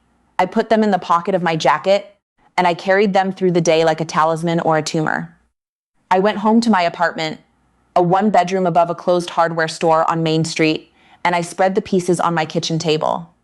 I assembled them like a puzzle, the jagged edges fitting together, the words reconstituting themselves. My name, my handwriting, the future date, the phone number on the back. I called it from my cell phone, though I do not know what I expected. It rang 3 times. Then a recording. "You have reached Harlan County Medical Center. If you know your party's extension," it was the hospital's main line. The number was the hospital's main line, but the prefix was wrong. I checked the hospital directory. The main line was a different prefix. I called information. The prefix I had written did not exist. Not in Harlan County, not anywhere in the 606 area code. It was a number for a place that did not exist, written in my hand on the back of a document from a day that had not yet happened. I did not sleep that night. I sat at the table and I watched the torn paper, as if it might rearrange itself, might reveal a message I had missed. At 3 in the morning, my phone rang. The caller ID was blocked. I answered. There was breathing on the other end, slow and measured, and then a click. I called back, but the number was not in service. I told myself it was a wrong number, a prank, a glitch in the cellular network. But I knew. I knew in the way that you know when you are being watched from a dark window, in the way that you know when the footsteps behind you have matched your pace for too long. I got in my car and I drove to the hospital. I do not know why. I only knew that I needed to see room 512, needed to see Mrs. Vance, needed to know that she was still breathing, that Friday had not arrived yet. That time was still moving in the direction I understood. The surgical floor at 4:10 a.m. was a different world. The lights were dimmed. The nurse's station was staffed by a single woman whose name I did not know, her face illuminated by the blue glow of her phone. I did not check in. I walked to room 512. The door was open. Mrs. Vance was asleep, her breathing regular, her color better than it had been in the morning. The chair was pushed back against the wall. The new DNR was in her chart, clipped to the front where it belonged. I stood in the doorway and I watched her. I told myself I was being foolish. I told myself that exhaustion and grief had manufactured a hallucination, that I had signed some document in a fugue state, that the patient was confused from anesthesia and pain medication. I told myself these things until I looked at the window. Outside, in the parking lot, standing at the edge of the light cast by the security lamps, were 3 figures. They were too far away to make out features, but I could see that they were looking up. Not at the hospital, not at the windows in general, at room 512, at me. They stood without moving, their postures patient, their arms at their sides. Feral people. The ones who lived in the hills, in the abandoned mining camps, and the tarp shacks that the county forgot to condemn. They came down sometimes, drawn by the lights, by the warmth, by something they could not name. But I had never seen them so close. I had never seen them so still. I stepped back from the window into the shadows of the room, and when I looked again, they were gone. I went back to the ER for my shift at 7. I threw myself into the work with the desperation of a man trying to outrun his own shadow. The flu surge had broken, but there were other emergencies. A minor with a crushed hand. A child with a fever of 105. A woman who had cut herself on purpose, the blood soaking through the towels she held against her wrist, her eyes empty of everything but a need that medicine could not fill. I treated them all. I charted them all. I did not think about room 512. I did not think about the promise. But at 6:10 a.m., as the sky was turning pink above the mountains, a code was called overhead. Room 512. I was in the hallway outside the ER when I heard it, and I ran. I took the stairs 2 at a time, my sneakers slipping on the linoleum, my breath burning in my chest. I reached the room at 6:13. The crash cart was already there. The surgical resident was doing compressions. The charge nurse was pushing epinephrine. Mrs. Vance was flat on the bed, her gown cut open, her chest a landscape of failed electricity and desperate hands. I pushed my way to the head of the bed. I looked at her face. Her eyes were open. They found me. Even in the chaos, even as her body was being battered back to life, her eyes found me, and they held the same expression I had seen the day before. Not fear, not anger, disappointment. You promised. We brought her back. At 6:22, her heart restarted. The rhythm was ugly, a ventricular tachycardia that the resident cardioverted with a shock that made her body jump off the bed. But she was alive. Her blood pressure was 90/60. Her pulse was thready but present. They intubated her. They rushed her to the ICU. I stood in the empty room, my scrubs soaked with sweat, my hands shaking so badly that I had to clasp them behind my back. The bed was stripped. The monitors were silent. The chair was pushed back against the wall, and on the floor, where it must have fallen during the code, was a piece of paper. I picked it up. It was a DNR, freshly printed. The date was today. The patient was Margaret Vance. The nurse verification line was blank. The attending signature was the same illegible scrawl. But in the patient signature line, in handwriting that was not Mrs. Vance's but was achingly familiar, were the words, "Thank you. I'm ready now." It was my sister's handwriting. I had not seen it in 5 years, but I knew it the way you know your own face in a mirror. I turned the paper over. On the back in my own hand was a new message. "I'm sorry. I couldn't let you go. I still work at Harlan County Medical.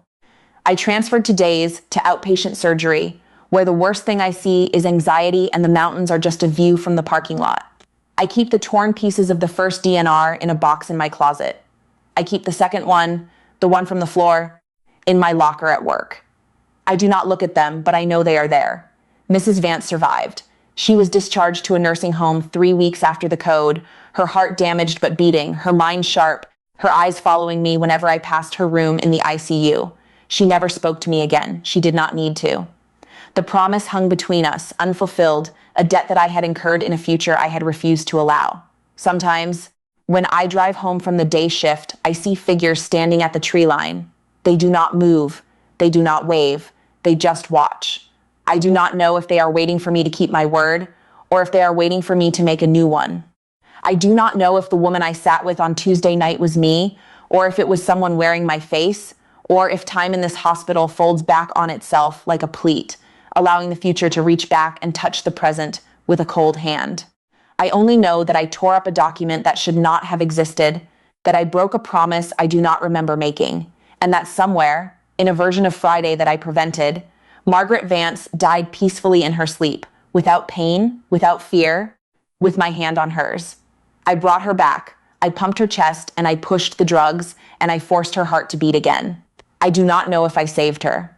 I only know that I could not let her keep a promise I never made, and that every morning, when I check my clipboard and verify my consents, I look for my name on documents where it does not belong.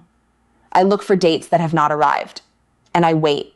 I wait for the day when I will walk into a room at 2:14 a.m., wearing blue scrubs with a tear in the knee, and I will sit down beside a stranger, and I will make a promise that I will not remember in the morning. I wait for the day when I will look at myself from the bed, through the eyes of a dying woman, and I will understand that I am not the nurse. I am the plan, and the plan is patient, The plan has all the time in the world.